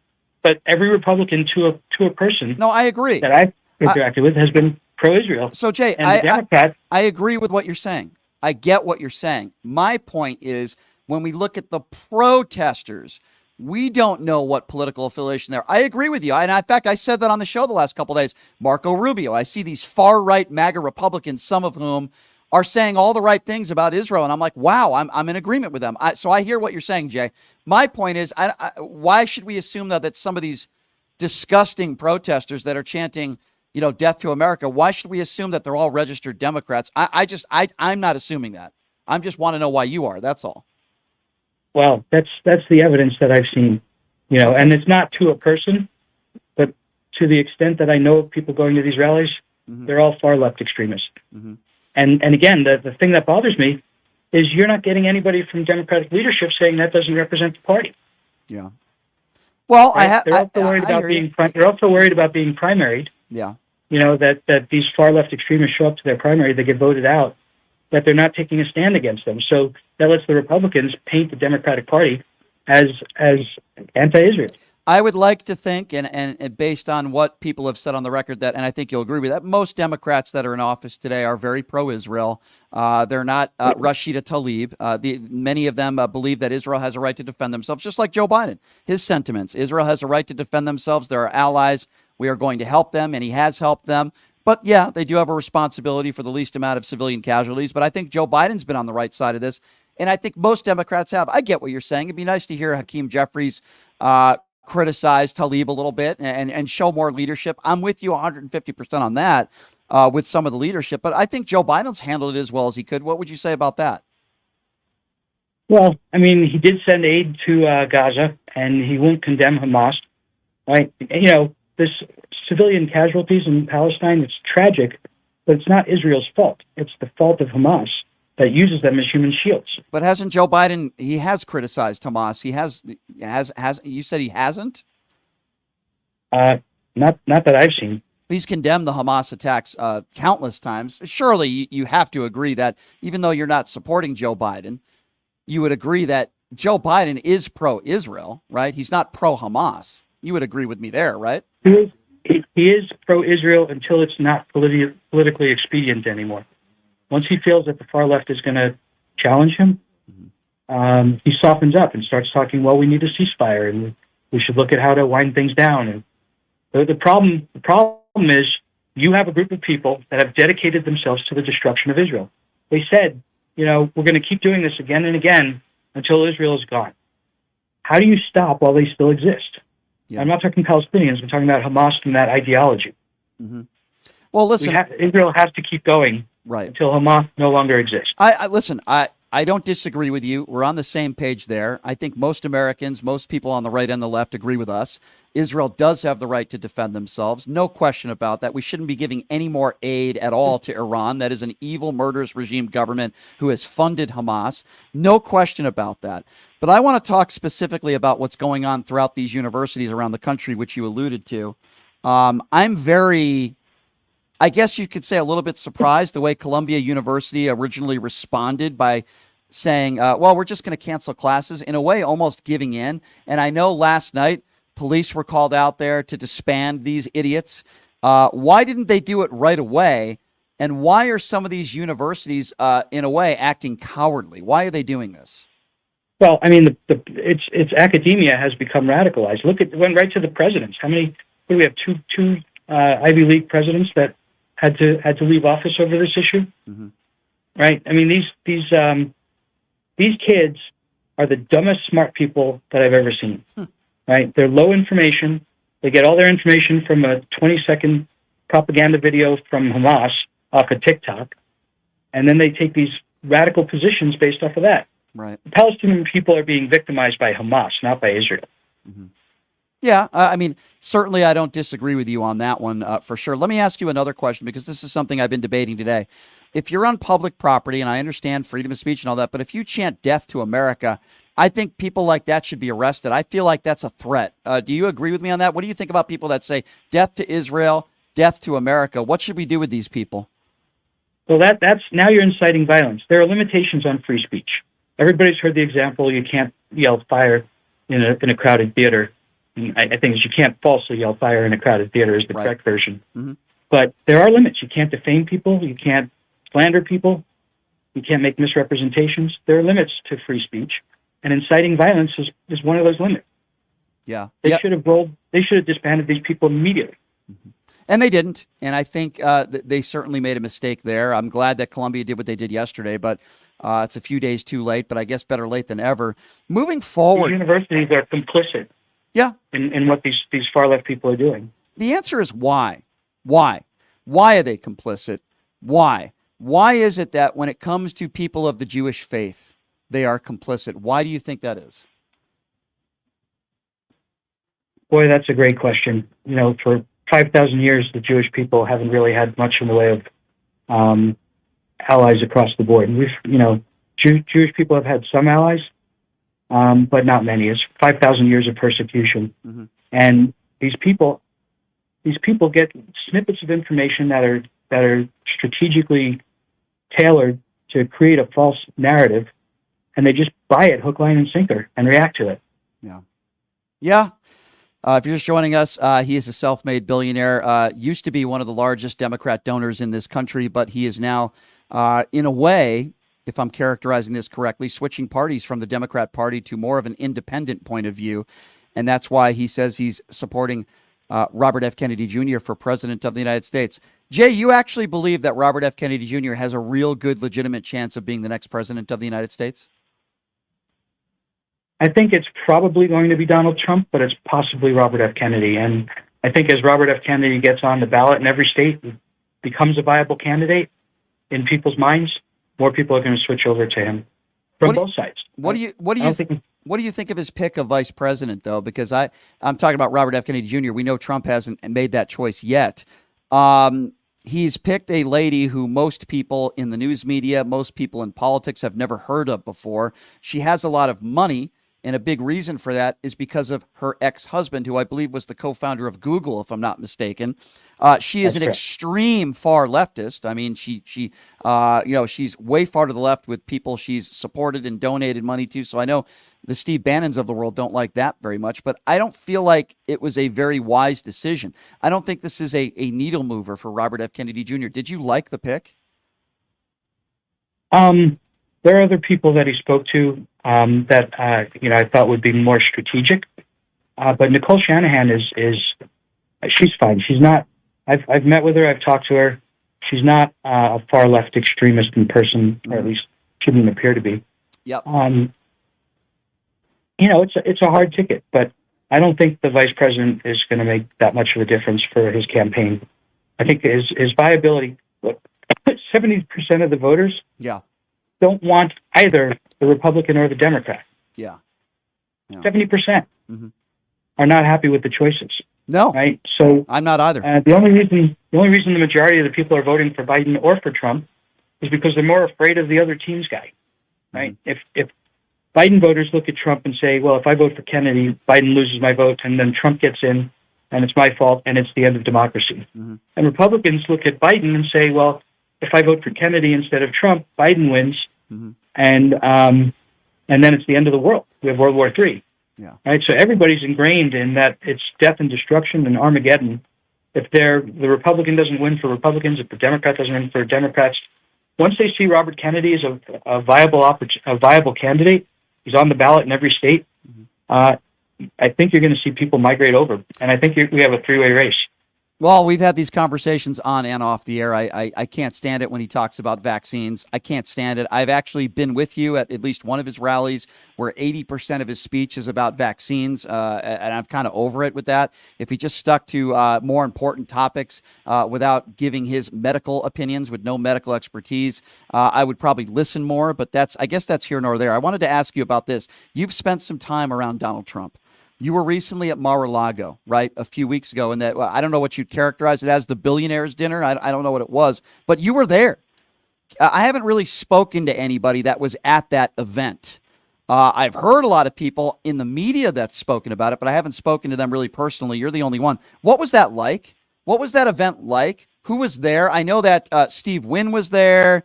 The owner of the Jets was there, who, by the way, recently called Donald Trump a very compassionate person, which I laughed at. But, I mean, what was that like at that event, and how many prominent people were actually there? I would say there were probably maybe 70 billionaires. Wow, that's a lot of money. It was he raised $50 million at that one dinner. Yeah. That was the event at John Paulson's house. What was that like? I mean, what was the feel in the room, and what did Donald Trump say? So there is a lot of excitement on the Republican side for Donald Trump. On the Democratic side, there's a lot of fear of Donald Trump, but people really aren't excited about Joe Biden on the Democratic side. I'm not seeing any Biden flags driving down the street, or I'm not seeing a lot of support for Biden other than we have to stop Trump. But the Trump supporters love the guy. Why? Why do you think? Why? Why do they love him? Why? Tell me. Well, I think they believe the economy was better. I think they believe the world was a safer place. They cite no wars under Donald Trump. I mean, since Biden came in, we have Israel, Palestine, we have Russia, Ukraine, and we have China, Taiwan kind of looming, right? So, I mean, Trump actually in person is a different person than what you see on the press. I don't believe anything I see on TV anymore. I've met Kennedy, I've met Trump, I've met Biden. In fact, I've met him multiple occasions each, and they are not what they're portrayed as. You know, Kennedy, he's painted as an anti-vaxxer, He's not an anti-vaxxer. His position is that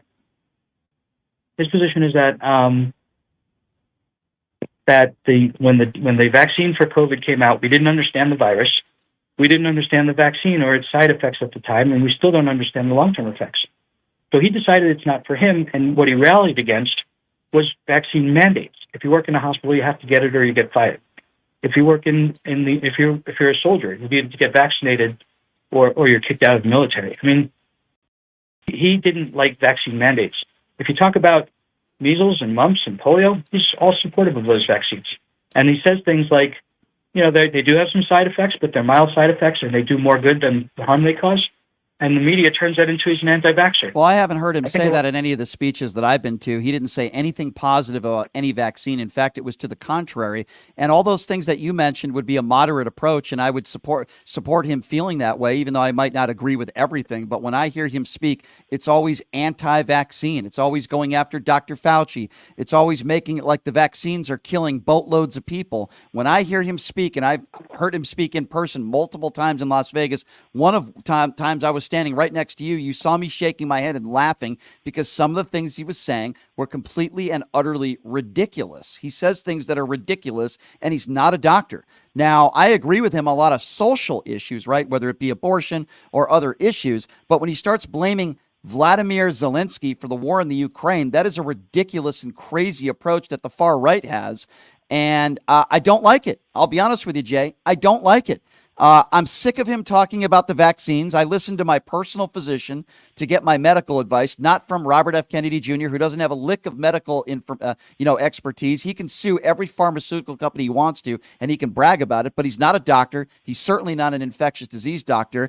And if he really thought the vaccines were so bad for you and he thought that they were poisonous, then why did he allow his kids to get vaccinated? He could have sent his kids to a private school. I asked him that question face to face, and he gave me this blank stare. He has money. He could have sent his kids to a private school. He allowed his kids to be vaccinated. Yeah, because he believes it's a personal choice. His kids are adults, right? At least now. And he doesn't have a problem with the vaccines that they took to go to school when they were children. That's not his issue. His issue is mandating an experimental vaccine where we don't know the side effects or the long-term effects. But if you speak to any infectious disease expert, for the most part, 99% of them will tell you if there are going to be any effects to the vaccine, the overwhelming majority of them are going to happen within the first 6 weeks of taking the vaccine. That's not my opinion. That's every infectious disease expert will pretty much tell you that. What round booster are we on for COVID vaccine? I don't know. I haven't taken the last booster. I don't know. What I do know is that it's been proven that the vaccine is far more good than bad. When was the last time you had a booster for measles, mumps, or rubella? I don't remember. It's been a long time. It's been quite a long time. You get it once, and then you're immunized. Yeah. It's been a while. And my last booster was taken a while ago because the vaccines are nowhere near as rampant as they are today. The point I'm trying to make is I don't listen to my politicians on medical advice. I never have, and I never will. From Robert F. Kennedy Jr., and I wouldn't get it from Rand Paul, who's an eye doctor who plays an infectious disease expert on TV. My only concern is I think everybody started out with good intent, but I think when they saw the kind of money that can be made, the pharmaceutical industry, and this scaremongering, I think that may have influenced the decisions. Well, there's certainly a lot of money to be made, Jay. I would not deny that. My point is a lot of these cuckoo doctors, one of whom I had on the show recently, is selling, pills and vitamins on his website, selling his books, and making money off the vaccine as well. So the same kinds of people, and I would agree with you, but there are the same kinds of people that are complaining about big pharma, and they're complaining about all the money that these pharmaceuticals have made from the vaccines are also the same people that are like Alex Jones selling their pills and supposedly their cures for COVID and writing books about it and stuff and making money off it as well. So I think a lot of these people are hypocrites.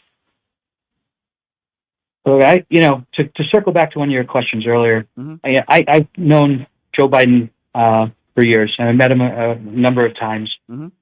He's slowed down. And it's not his fault. It doesn't make him a bad person, but he's not the person he used to be. Of course. He's 81. Right? I agree. He's 81 years old. Donald Trump, I think the reason they love him is because he is completely engaging. When you're in a room with him, he's funny, he's charming. Look, because he's phony. Now, that's a phony. Jay, you've been in business a very long time.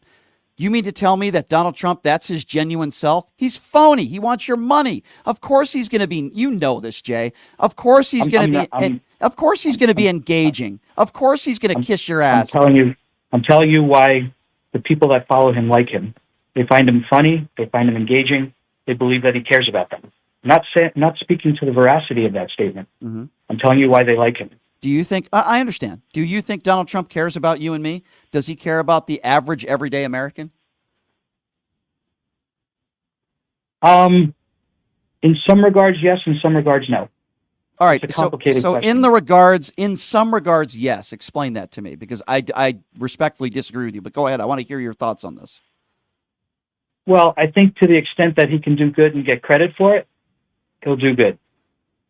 Right? He wants the accolades from helping people. But does that mean he wants to help people because he cares about people, or does that mean he wants to help people just so that he can get accolades? I think he wants to help people so he can get accolades. Okay, so that would make him a jerk then, wouldn't it? I mean, he only cares about himself. Not as the byproduct, is he's still helping people. You know, the only reason you have that vaccine is because of Donald Trump's Operation Warp Speed. Right, and then he decided to get the vaccine privately with Melania because he didn't want his base to see him getting vaccinated. So what does that say about him? He's a coward. Right, and when he came out with the vaccine, you have Nancy Pelosi saying, I'm never going to take the Donald Trump vaccine. Well, they said they didn't want to get medical advice from Donald Trump. They never said they weren't going to get the vaccine. They said they weren't going to listen to Donald Trump to get their medical advice, which, by the way, I can understand why they would say that, because it was Donald Trump that talked about injecting yourself with disinfectant. It was Donald Trump that said 15 cases down to 0. It's going to be gone by Easter. And then it's Donald Trump that's going after Dr. Fauci and Dr. Birx, years later. Well, I'm just saying none of these people are who they're portrayed to be in the media. The media is so biased and convolutes people's positions and sure, edits video. Hey, I'm not going to deny that. You're right. Sometimes the media can very well do that. I hear you on that. But where do I have it wrong? Donald Trump is a guy that is now in a hush money trial case. He's facing 91 felony indictments. He is already a liable sexual abuser. He's a guy that is probably going to be a convicted felon. He's been sued thousands of civil suits way before he entered public life or as a politician. He's a guy with multiple ex-wives. He's a guy that has constantly gone after our brave men and women in uniform. You know what he said about John McCain, Mexicans, rapists, bad people, and I suppose some of them are good people, so on and so forth. I mean, this is a guy time and time again. He's gold after Gold Star families. I mean, is this just the media, or isn't this who Donald Trump is? Just not a good guy. Do I have that wrong? I got a very different sense of him in person than what I see on CNN. But what do you mean when you see on CNN? Like, what are they misquoting him? Was he found liable for sexual battery? Like, when you say what you see on CNN, help me out with that, Jay. Like, what is CNN saying about Donald Trump that's a lie or a smear? Let's talk about the case he has now. Sure. Right. He's on a criminal trial for. They're saying corporate records in the furtherance of the commission of another crime, which makes it a felony. Right. So there's two elements that they need to address. His attorney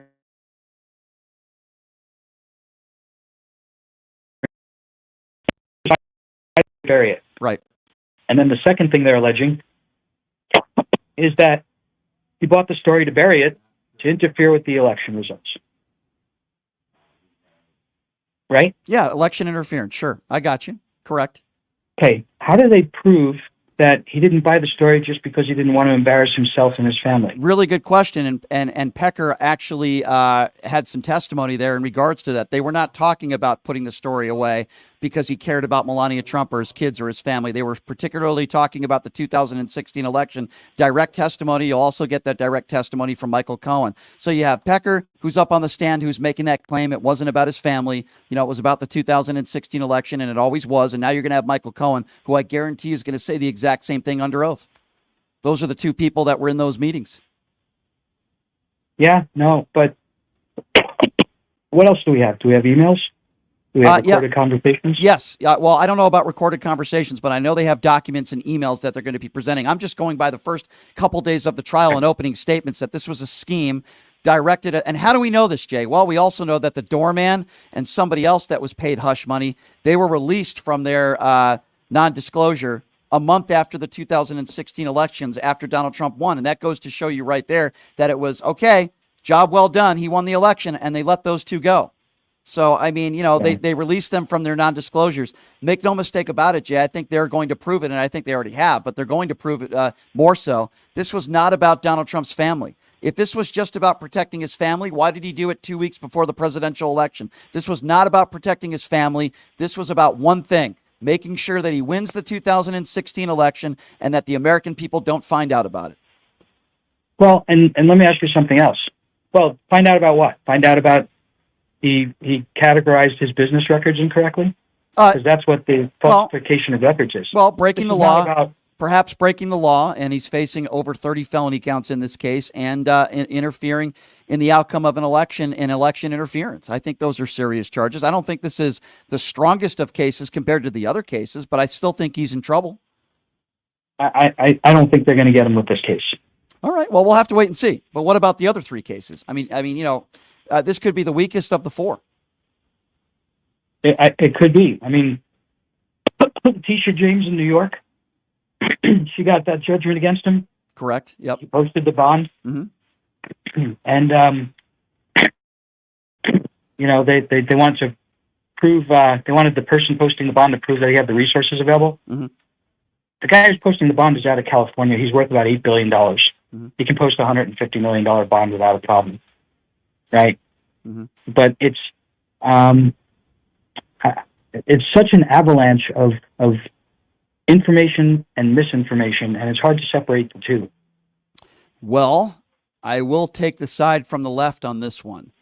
Most of the misinformation that you're seeing in conspiracy theories are not coming from the left. They're coming from the right. Paul Pelosi almost, and you know the Pelosi's well, Paul Pelosi almost died from an attack. Those on the far right, including elected officials like Ted Cruz and Matt Gaetz, said it was some sort of gay relationship, and he let him into the house. When a tragedy happens, the right always has these conspiracy theories, or in Alex Jones that the Connecticut school shooting didn't happen, the Biden crime family, Dr. Fauci, depopulation. He was a part of, bringing COVID to the United States of America and to the world. I mean, I don't hear a lot of these conspiracy theories today coming from the left. I hear them from the right. Will you give me that? Yeah, I think it's more from the right on the conspiracy theory side, but some of the conspiracies turn out to be true, and I don't know which ones, if any, but I still can't get past the fact that the left is calling for death to America. At least some subset of the left is calling for death to America, is pro-terrorist, is pro-Iran, is anti-Jewish, anti-Israel. I can't be affiliated with that party. I guess that's where we respectfully disagree a little bit. There's always going to be some fringe people on either side of the party that are going to say stupid things and do disgusting things. But I can't characterize the left as being pro-Hamas or anti-Israel, because the overwhelming majority of Democrats in office today are pro-Israel, and it's why they passed this bill in financial aid to Israel and Ukraine. You have to talk to Marjorie Taylor Greene about Ukraine, but I can't characterize the entire party on the left as being anti-Israel or pro-Hamas. There are a few in the party that are very crazy, and I want them out of office, like Rashida Tlaib. But you can't tell me that the majority, more than 50% of elected Democrats are not pro-Israel, because I would disagree with that. Oh, no, I'm agreeing with what you're saying. I think it's probably about 15% of the Democratic Party is pro-Hamas, pro-Palestine, whatever you want to call it. Yeah. But the rest of the party is not condemning them and saying that they don't represent our views. Well, I wish they did, and I hear your criticism on that, but Jay. They're not. I hear Which makes them conflicted. I hear your criticism on that, Jay, and I would like to see more leadership speak out against if it is that 15%. But 70% of Republicans today still believe that Donald Trump won the 2020 election. That means that 70% of Republicans in this country are idiots. I mean, I don't know what else to say. If you want to say 15% of the Democrat Party are pro-Palestine, anti-Israel, I don't know if that's true or not. But even if it was, you still have the overwhelming majority of Democrats that are pro-Israel, thank God. You have most of the Republican Party today that are conspiracy theorists, either that or they're liars or they're stupid or all of the above, that think that Donald Trump won, Jay. I got to tell you, at that dinner, I was with a lot of very smart people that are very successful that have all kinds of concerns about what they've seen. And I'm not saying they're right or wrong. And I don't think that the election was rigged. But I can understand some of the concerns that they have. I wonder if they have those same concerns about what took place on January 6th. I wonder if they have those same concerns about supporting a man that's a liable sexual abuser. I wonder if they have those same concerns about white supremacy and the rise in hate crimes in this country. Well, if they have concerns about the 2020 election, then guess what? Those concerns weren't proven in a courtroom by Donald Trump and his wacky attorneys. So they can have the concerns all they want to, but did they have concerns after the 2016 election when Donald Trump won? Where were all the concerns about election integrity? Donald Trump said back in 2015 over and over again, I would say to these people that you spoke with, the elections are rigged. Hillary Clinton is going to cheat. The Democrats are going to cheat. And then all of a sudden, all those comments went away. Why? Because Donald Trump won. So these people could have their concerns. I wonder if they had their concerns when Donald Trump won. I guarantee you they didn't. So all due respect to those people that say they have their concerns, they can shove their concerns because in my opinion, I don't care how much money they have zero credibility. Where were their concerns when Donald Trump won? I hear what you're saying. And I was with a politician. He's currently, I think he's a state elected official. Mm-hmm. He told me every election for the last 20 years has been rigged. I'm like, but you were elected several times in the last 20 years. That's so ridiculous. It's so ridiculous, these people. And Donald Trump himself said, if I don't win, it was rigged. If I win, it's good. If I don't win, it was rigged. Right? So, I mean, I think there's some predisposition in there, but at the same time, and I think there's some self-sabotage, too. Mm-hmm. Donald Trump told people not to do early voting, not to do mail-in voting on the Republican side. Correct. And then Election Day was a huge storm. Correct. At least in Nevada. Sure. Right? So people stay home. It's cold. It's raining. There's snow. There's blizzards up in North Nevada. Mm-hmm. Right? So the Republicans that were waiting till Election Day didn't get to the polls. Correct. And you know what? With those billionaires that you were speaking with, I think a lot of them care about their bank accounts, and they know that if Donald Trump wins, they're probably going to save some money on some taxes. I think that's their number one priority. They know that if Donald Trump is elected and they donate to Donald Trump, they know in the long run that they're going to save money and they're going to get tax breaks. I think that's the bottom line. And by the way, there are plenty of rich people out there, particularly those in Hollywood, that support Joe Biden. But we'll have to wait and see what happens, Jay. I think it's going to be, we're on unprecedented times. I think we'll agree. It's going to be a crazy 5-6 months, but we do agree on this. What's going on throughout this country with this pro-Palestine, I like to call them anti-Jew rallies. It's despicable. It's disgusting. You and I agree. We want both sides to speak out and speak strong against this. And Israel has a right to defend themselves. And Jay Bloom, I know we'll probably get into some more conversations before November. We'll get you in studio, maybe you and your son, Sean. But always appreciate it, my man, when you take the time to call in. You're a good friend, and we look forward to talking to you again soon, okay? Happy to have the chat. Yes. Happy Passover, Jay. You have a good one, my friend. That's Jay Bloom, everybody. All right, interesting conversation. There's a guy who known as one of the biggest Democrat donors in the country. And he's put his financial support backing Robert F. Kennedy Jr. I disagree with it, but I do think Robert F. Kennedy Jr. is going to help Joe Biden get elected. Why do I say that? Because a lot of the right-wing fringe people that are maybe sick of Donald Trump, they want to vote for a conspiracy theorist. And I think Robert F. Kennedy Jr. is that guy. We appreciate Jay for joining us. All right. Check out my website, which is ptlradio.com. Those of you that are wondering what happened to North Las Vegas Mayor John Lee, he is rescheduled. He'll be in studio next week. And check out my YouTube page where you can see everything. At PTL Radio Show is my YouTube page. Again, it's at PTL Radio Show. If you want to be a part of the if you want to be a part of the show on YouTube, at PTL Radio Show. Check out my website, as I mentioned, which is ptlradio.com. And we also want you guys to check out Jackson's Bar and Grill, my favorite gaming bar in town. They're located at Flamingo and Jones. Great food, great atmosphere. I'm going to be out there this weekend. In fact, I might even be out there tonight for the Pass the Puck contest. VGK hockey, baby. Vegas Golden Knights game 2 on the road against the Dallas Stars. Big game. Looking forward to it tonight. We'll talk a little bit about that tomorrow. And, of course, the hush money case will continue, I believe, tomorrow. So you're going to want to stay tuned for that. We'll give you the latest on all that as well. Thanks for joining us, everybody. Have a wonderful rest of your Wednesday afternoon and evening, and we will see you tomorrow, same time, same place.